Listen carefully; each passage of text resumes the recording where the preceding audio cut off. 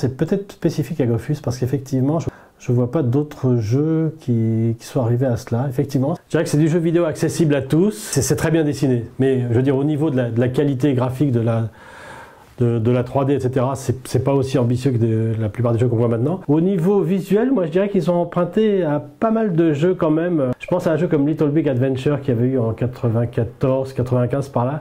Ce genre d'univers un petit peu, en japonais on dit kawaii, un peu mignon. Bien sûr, il y a des références manga évidentes. Il y a aussi il y a des références à Final Fantasy VII, en fait, avec le système de combat par tour, etc., ou de jeter des sorts par tour. Il y a des références comme ça à pas mal de choses on voit qu'ils connaissent bien le jeu vidéo. C'est un univers qui est très amical, très convivial, quelque chose qui rappelle un petit peu la bande dessinée. Enfin, je pense que c'est très accessible à tous, y compris le public qui n'est pas joueur occasionnel de jeux vidéo, quoi.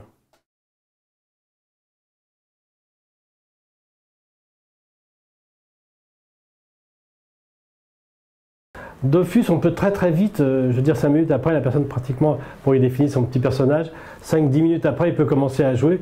Il n'y a pas tout ce temps d'installation. Quand on installe World of Warcraft, surtout de nos jours, on en a pour l'après-midi entière.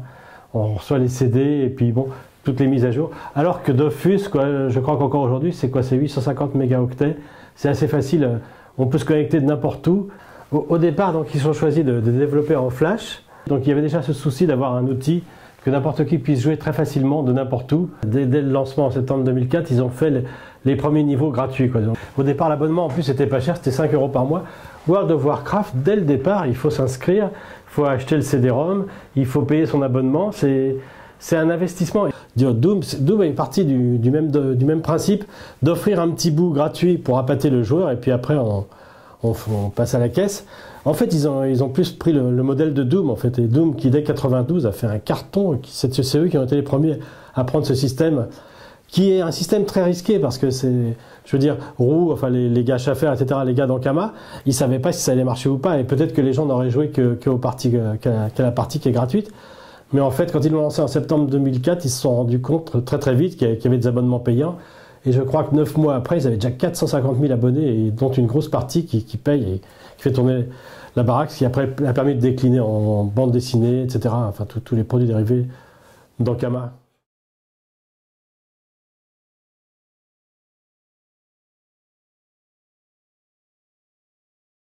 Je crois qu'il y a déjà l'aspect graphique qui est extrêmement léché, c'est extrêmement beau, Dofus. Je pense qu'à la limite, l'univers de Dofus est beaucoup plus proche de l'univers Disney classique que l'univers de World of Warcraft.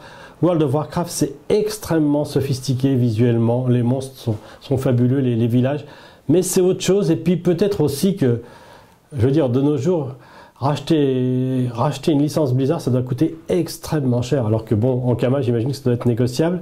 Vraiment, on pourrait dire que Blizzard, la société qui fait World of Warcraft, c'est une des sociétés de jeux vidéo qui a le plus une patte. C'est peut-être plus difficile à importer l'univers de World of Warcraft que l'univers de Dofus pour le dessin animé, pour une grande boîte comme Disney.